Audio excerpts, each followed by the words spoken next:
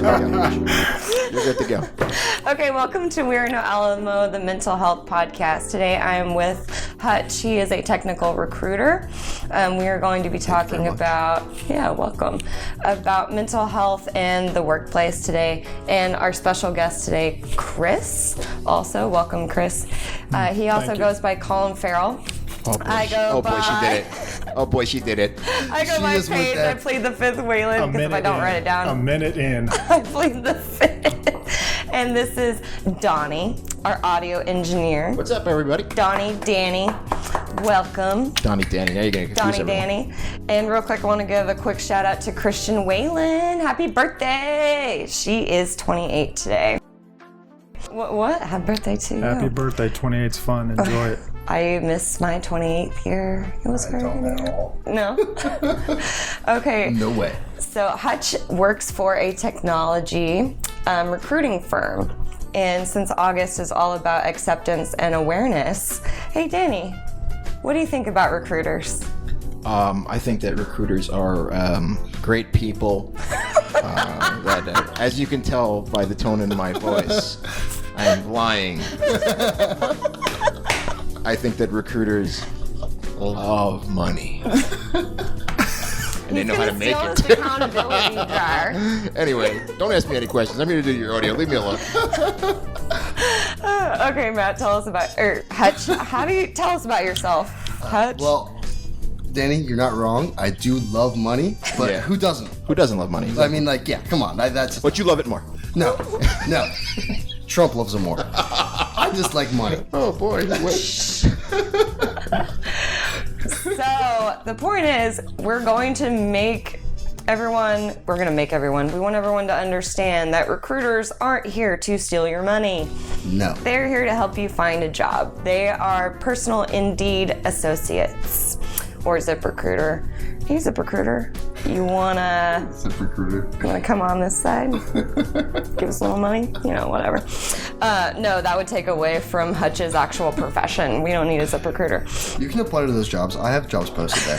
So I want to bring an acceptance to the fact that you help people find jobs, and you help people find jobs that a lot of people may not have access to. Mm-hmm. So what is your reaction to Danny's little plug about how sly foxes you recruiter men are? If you don't think I hear that 25 times a day, you're crazy.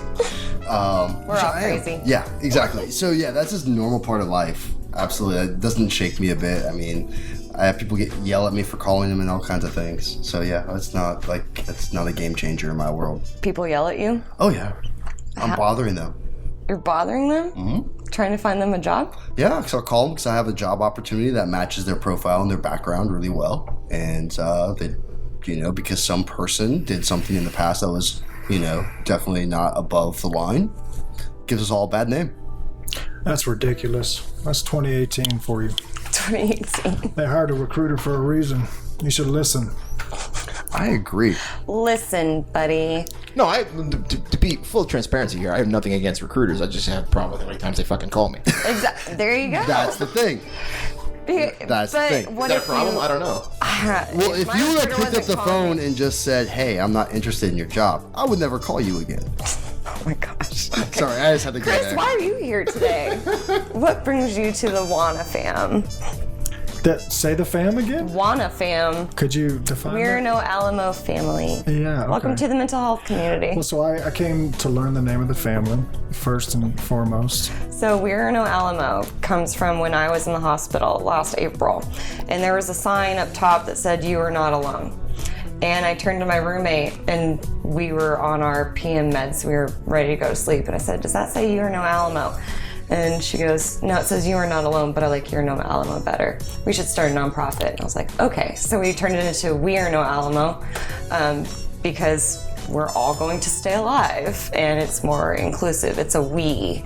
And we're starting this mental health organization to create a safe place where people can openly talk about MI and, their experiences with schizophrenia and borderline personality disorder and invisible illnesses, things like that. Because according to the Americans with Disabilities Act, which we will be talking more about, so if you don't know about ADA, don't worry, we're going to get into it. But as far as ADA is concerned with invisible illnesses, you don't really know. So if people aren't talking about it, and something crazy like 70% of millennials are reporting that they experience depression and anxiety in the workplace, and they're finally talking about it. And on the previous podcast, we discussed if millennials are actually experiencing it, or if they're just uniquely snowflake enough to have developed snowflake. It's a great term, completely appropriate. Yeah, that they've developed this language, that they know what depression is, and maybe they're seeking some sort of validation somehow. So that's where we come from. And what's your history with mental health? Well, first of all, that's a really great story. Thank you for sharing that. That's inspiring, to say the least. My background, I was raised by my grandmother in Virginia. I moved to Texas, specifically the Dallas area, probably when I was 13 years old. And went to high school in the Colony, northern Dallas suburb, and moved down to Austin about 4 years ago to be closer to my grandmother, and ended up enjoying the city, loved it is the better word. Yeah. And stayed, and here I am. Ta-da. I'm glad you're here. So what about mental health? Are you diagnosed with anything? Do you have family who has been diagnosed with any sort of MI, or have they experienced depression at all? At a young age, I think I was probably 8 years old the first time I went to see a psychiatrist. And I remember taking several tests. And the whole reason why my family had sent me to the psychiatrist was because they suspected hyperactivity. And, like ADD? Well, they just knew of it as hyperactivity at that time. And once I actually went and took the test... You do look very young, by the way. Oh, stop it. Oh, stop it. You're already family. I think she wants you on another episode, Chris. That's why she's sucking up right now. I'm not sucking up. This is who I am. Totally. Donnie. That's horrible. My joke. Darko. Don't pay attention to my jokes. Chris, you look fabulous. Too late. Pardon the sound guy. Too late. Thank you. No, so the results of the test diagnosed me ADD as well as ADHD. And I think shortly thereafter I was prescribed Ritalin. Okay. And I started taking Ritalin only for the school days. Okay, that's interesting. How old? Or at least that I remember. I think I was like 8. You were 8. Do you remember what it was like to first start taking mental health I do. pills? I do. It was in... I didn't like it. No? At all. No, I felt like I was different. Like it made me different. Like I somehow wasn't like everybody else. Yeah. And I'm glad you brought that up, because we will definitely segue back into the differences. It's like talking about ADA accommodations in the workforce. Harley, everybody. Welcome, Harley. Welcome, Harley. She's a big Labrador. Just knock over the thousands. She's great. She's fantastic. So, Hutch, what is your experience with mental health? What's your background? Tell us more. Mine's quite evolved. I was diagnosed when I was like 7 or 8, somewhat, but not with ADHD, with dyslexia and a host of learning disabilities. At that time, it was very different, so it was part of exclusion. So, so in 2nd grade, I was diagnosed with dyslexia and a few other learning disabilities. Later on in my life, dealing with life issues, I went into IPOs. IPOs or IOPs? Sorry, IOPs, sorry. That is 20 cents. Accountability jar time. Hey, Paige, you want to describe to the listeners out there what exactly, if they missed the first episode, what exactly is the accountability jar? Hey, Hutch, what's the accountability jar, Hutch? Oh, so I just put 10 cents in this jar because I said sorry for no good reason. And why is this important? Because there was no reason for me to say I'm sorry, so why was I apologizing for something that was just me? Exactly. So if you're apologizing for something that doesn't really need an apology, or if you're not really sorry, like he could have neutralized the language saying, excuse me, apology, or whatever, something else. Pardon me, instead of an apology. You keep more self-respect. You keep the strength of the word sorry to something more meaningful. And it's a Pavlovian thing, so you are thinking actively about the words that you're using, and when you apologize for something, 10 cents goes into the accountability jar. It's a fun game, and you get to decorate it, and once it's full, you can send that money into our Patreon, patreon.com/We Are No Alamo. We are working on a campaign. We're trying to raise $10,000 by December 31st. What that is going to do for We Are No Alamo, you as a listener, as a watcher, as a part of the WANA family and a part of the WANA community, you are going to actively be starting a nonprofit organization. You are the founders of the nonprofit organization. So what $10,000 is going to do, it's going to pay for our legal fees.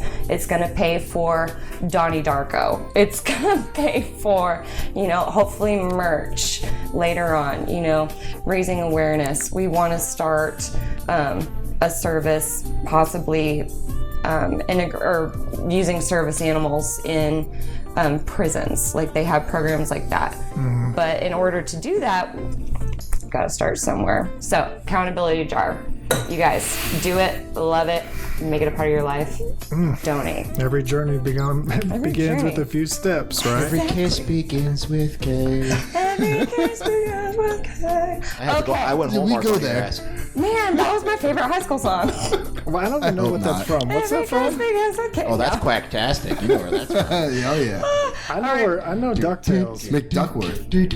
McDuckworth. All right, everybody. It's time for your favorite part. Don't worry, I'm not going to be rapping Biggie Smalls for a full minute this time. Wait, when did Too that bad. I would love to hear that. Shout out to the first episode. Shout out to the first episode. Check it out. It's very entertaining. So, we all have that one song. We do talk about a lot of dark stuff here. And it's because I've experienced it. We've all experienced it somehow. Got to joke about it. So, in order to lighten it up a little bit, I wanted to ask you guys, what was your favorite song in high school that you'd go cruise around with your friends singing at the top of your lungs? Hutch. That's not. I don't know if it's appropriate. It's so not family friendly. Do my motherfucking bit. I'm just kidding. I'm not gonna say it. I mean, it is Danny's by. like, Don't you dare. Don't you dare. Don't you I mean, dare. it is by Too Short. That's all I gotta say, right? Oh no. Now I got all kinds of lyrics going See on. it. He gets it. Like he gets it. Chris is down. So yeah, no, it would probably be Too Short. I'm a player. Yes! Good one. I don't. And the lyrics, I do not think I should be saying out loud. Oh. What is your favorite line? Just do one. Just do one line. One Not line. peer pressure. Oh. Just one line. Oh. There's so many great lines in that. You can't say too short. Oh. Okay, well, that's not even one of them. Most of them are very derogatory, and most of them are not things I would say in public today. So why would you go down and cruise with your friends? I was 16 years old. That's about the only reason you All can right, say. so too short. Yeah, I'm a player.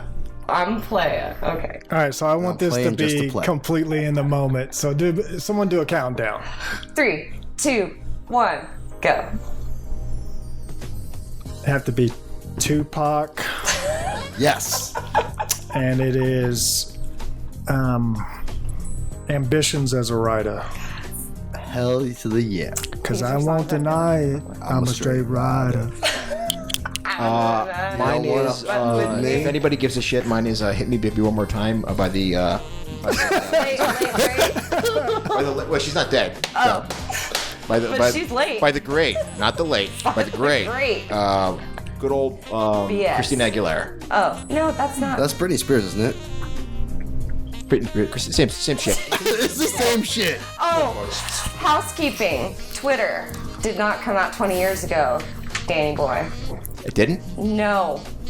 I don't know what you're talking about. Facebook came out 9 years ago. On our previous podcast, No, Facebook actually came out like in 2005. Oh, you're going back into the discussion of the whole James Gunn topic, Guardians of the Galaxy director. What happened with that? I don't know why. 20 years All the media outlets are saying. I mean, because I know that I get my news, the news that is correct Where do you get your real from news? all my media outlets, and they told me that Twitter was started 20 years ago. James Gunn found a tweet. Maybe it was a note. Maybe it was like in a bottle. It could have been when he founded It was the an old school company. tweet. Yeah, it could be. Very it was possible. on Carrier Pigeon. No, it was on Canary. Came in on Oh my Canary. god. You just went there. I did. Okay, so wanna weigh in. Y'all ready for this? What's that? So we talked about ADA accommodations a little bit before. The Americans with Disabilities Act defines anyone with a disability as something that restricts a certain part of your life from functioning normally. For example, if you have bipolar disorder and you're manic, you might not be sleeping. You might be sleeping too much if you're depressed. If you're anxious, you might not be able to focus on work. If you're physically handicapped, like you're in a wheelchair, the Americans with Disabilities Act will help you get an accommodation to make sure that your work is, is demonstrated through what you can do as a person, not from a disability. So for the weigh-in today, I wanted to ask you, Hutch, and you, Chris, what do you think from a recruiter perspective about someone who comes to you and says, I've been diagnosed with this, I might need an ADA accommodation? Be straight up. So this is a catch-22 because it's my profession, right? I personally wouldn't care. I wouldn't disclose it to anybody as myself because that's just between you and me. We're talking real person to real person. It's not going to stop me working for you or anyone else. But personally speaking, I do have a hesitancy to talking about that because it's very difficult because, you think about going to an employer, you don't want to show weakness. So you go in straight up having a weakness. Me as an individual outside of everything I do for my living, I've never admitted to an employer my entire life I had one. Even after working there for a long time and actually having the documentation to be able to get multiple ADA accommodations, I've never opened my mouth. And not saying that's a good thing, because it's not. That's a judgment. It's a fear thing. It is, and like what you're saying before, like this is why I bring it up, because personally, I am diagnosed with bipolar disorder, and I go through my periods of mania and depression, and I had ADA accommodations at work, but I chose not to disclose that information until I was an FTE, until I was a full-time employee with the state, because even if you're working for a government agency, sometimes you still have these misconceptions and a lack of awareness and a lack of acceptance for people with MI. They are hesitant to go and ask for these accommodations because there is this misconception. Do you feel comfortable about weighing in? Yeah, first I want to ask you, if you don't mind, how much stock do you place in your diagnosis? I do not identify as someone with MI. I identify as a strong-ass boss bitch who comes out of suicidal ideation alive. And I tell people every day I wake up with my demons and I fight that battle, and I love the morning because as soon as I wake up, I'm alive and I'm not dead, and that's amazing. Mm-hmm. So that's where I'm coming from, and I want this podcast and I want this organization to be something that kind of opens up that dialogue. Right. So yes, I have this, but it's not who I am, and maybe that's cliche, but Well, so my thoughts are kind of similar, only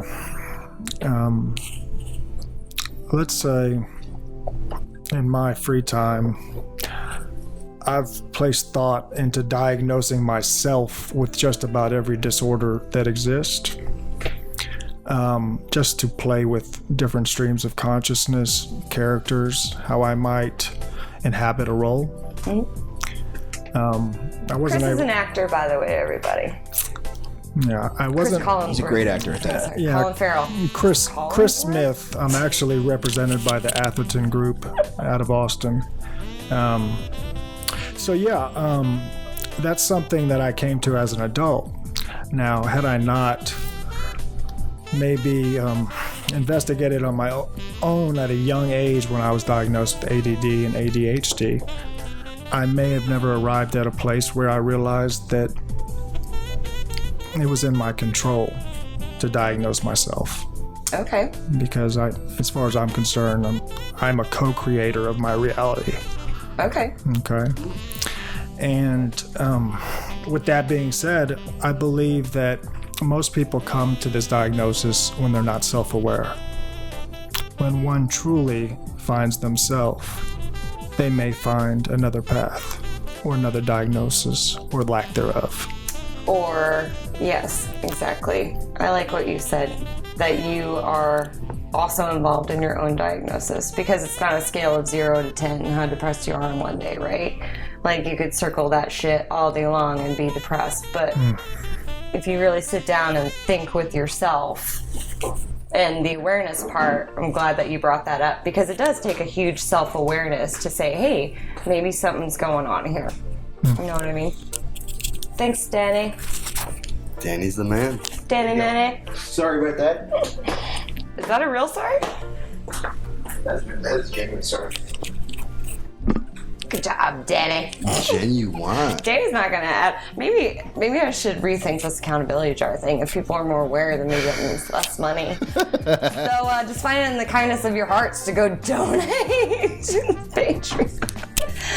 Who's that guy? That is going to have to get beeped out. It's at 21. Are you making my job harder? I mean, so what do you want to leave the audience with as far as recruiters? You're not as sly of a fox No. as people might think. I only make money if people get better jobs. I preach to the choir about recruiters. Like get a recruiter. So let's sing it. Get a recruiter. Thank you. Don't condone speech. No, I mean, like, end of the day, if like a recruiter's calling you, it's because they have a position that you might be a fit for. I mean, recruiters in the day, people come to us because they can't fill a need in their organization. So we're looking for needle in the haystack, purple squirrels, whatever you want to call it. Purple squirrels? Yep, that's the term. Nice. Yeah. Is that a buzzword? It is the buzzword, so certain people that have certain qualifications, they're so needle of a haystack, it's just called a purple squirrel. It's so rare, it's not going to be found. And my job is to find those people, and so if I'm calling you, it's because you might match those qualifications. And how special do you feel? I feel so special already.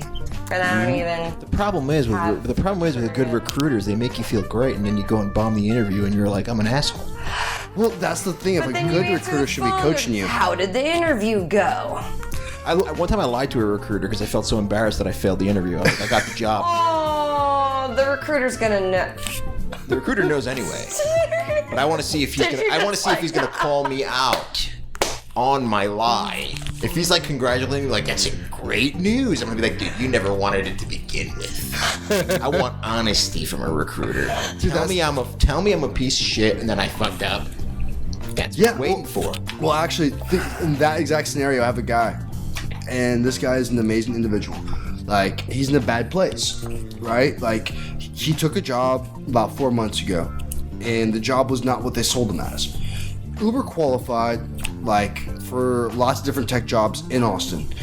But this job has got him stressed to the point where he can't think straight. Like, he can't. I got him an interview in another company, and you're right, he did bomb the interview because he was so stuck in that place of negativity. And my job now is to coach him for the next one. My job's like, you know what? This is what happened, You talk too much about what was going on in your current place. I understand that place where you're so frustrated that you can't get out of it.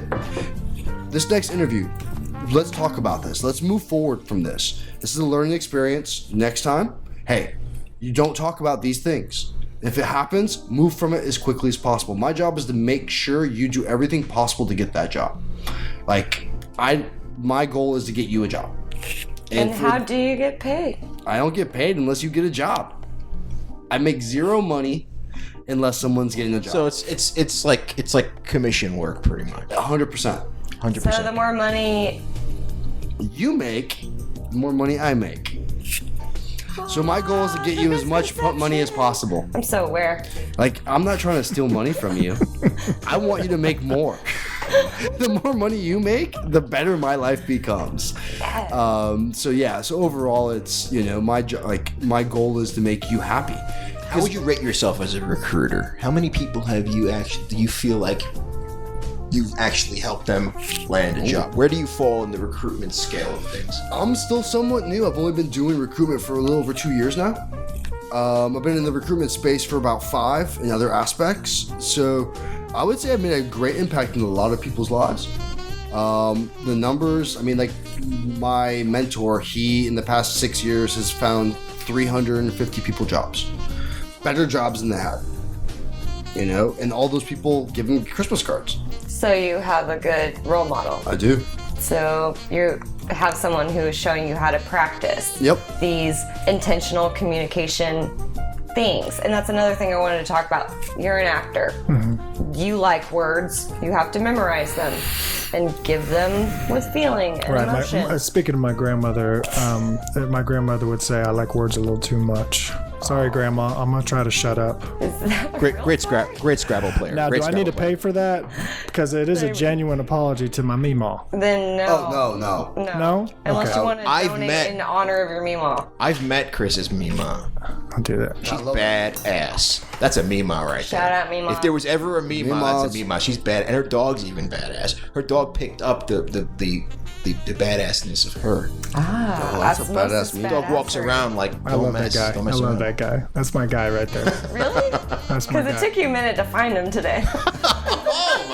Maron. It so did. And guys, you didn't hear this, but I am a reluctant guest per page because I swore up and down upon my arrival that I was not giving directions to arrive. Well, no, let's Given directions to disappear. Let's make this story a little clearer for the listeners out Yeah, because that was kind of vague. Basically, I swore up and So we do a down podcast. to my friend that he gave me the wrong directions, and I just couldn't find the location. This is The exactly. friend is Danny. This is what happened. I tell Chris, I give Chris the address, the undisclosed address to this very important podcast. Okay, I give him the address. He's on his way here. He tells me he's at the front gate. I get out. I'm like, where are you? I'm at the front gate. Get in the car because he's lost. I get in my car to go look for him because that's what a good friend does. Because I want him to follow me back to this confusing neighborhood. Get to the front gate. Chris Smith isn't at the front gate. Turn around, go back. Call Chris up. Chris, I just went to the front gate. Where are you? The gate code open. I'm eating dinner. I'm at my apartment. Meanwhile, I was overridden with anxiety, so I drove to my apartment. Back up. Sorry, we gotta back up. So when he was looking for me at the gate, I was cussing to myself and not eating my dinner that was sitting in my lap. So I You then. didn't say that's what he meant by dinner. It was Taco Bell. Yeah, it was Taco Hell. Taco Hell. So then, Hell sauce. I proceeded to speed my ass back to the house, which is about 100 yards away from the location that we're at Where we presently, are. The undisclosed which location. I didn't even know existed. Oh, boy. But that's okay. That's all right, though, right? He's here now. Because I everybody. emphatically apologized, and here's a dime for you. Let's go. Here we go. Oh, yeah, Dan. So No, I always but do he hold did- myself he did accountable, his due though. Do I not? You did Yeah. your due diligence. You did good. I'm proud of you. I'm really proud of you. I just wish you would have brought me some Taco Bell. I love it. Ooh, Taco Bell. We need to do a Taco Bell episode. Why would you Taco be aware Bell. that Taco Bell Why is not is good it for your that- mental health? Why is it that But it's Taco so Bell good for your belly. Why is the Taco Bell is amazing here? We have so many good Mexican spots, but yet you always fall back onto that It's good old Taco nostalgia, Hell. man. It's weird. It's open till 4 a.m. It's like a girlfriend you can't get rid of. And there's one on every corner. Don't forget Oh that. boy. Kind of like boy. an I ex-girlfriend. get my coffee and my Taco Bell. Then I go to work. Oh my god! And then they just released these. They just released these French fries. These fries with cheese. Holy hell! Those nachos They're are incredible. awesome. They're, Bring it back. they're incredible. Okay. All right, back focus. Hold on. Yeah, because If you're nacho feeling fries. suicidal, have suicidal thoughts because you can eat Taco Bell right now, and I'm kind of kidding, but kind of not, please call 1-800-8255. Wait, no, 1-800-273-8255. That is a suicide hotline. They give you 24/7 free and confidential support if you are feeling suicidal, if you are thinking about self-harming, if you are like unable to contact your support system. Please call 1-800-273-8255. Hey, one thing. I hate to be the guy in the back. Hey, Donnie, hold that thought real quick. Can you hold that thought? Yeah. And you're not alone. I also want to raise awareness to the fact that on average, every day, 22 veterans kill themselves. Absolutely. And this is a problem.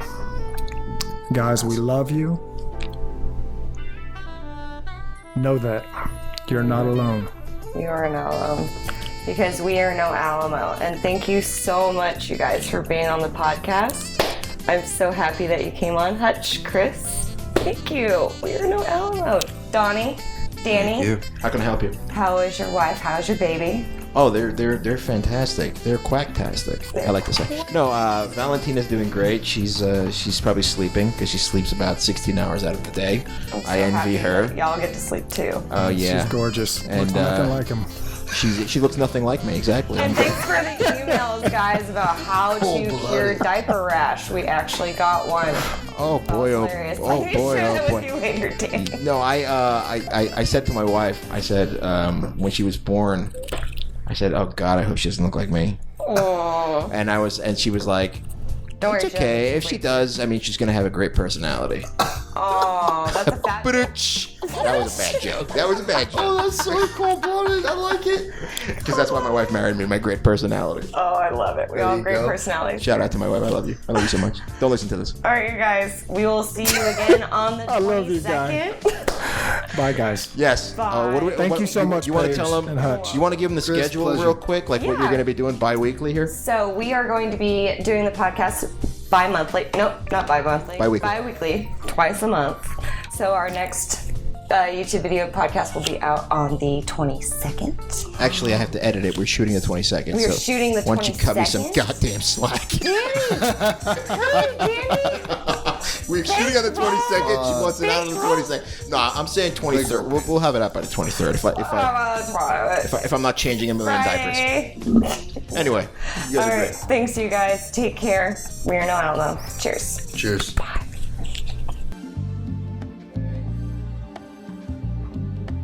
3, 2, 1, go. No, I just gotta go like. That's it? Yeah. Oh, okay. Not both at the same time. I know. Okay, ready? I One don't solid clap from you. participate. Ready? Okay. 3, 2, 1, go. Okay, welcome That's to We Are No Alamo. And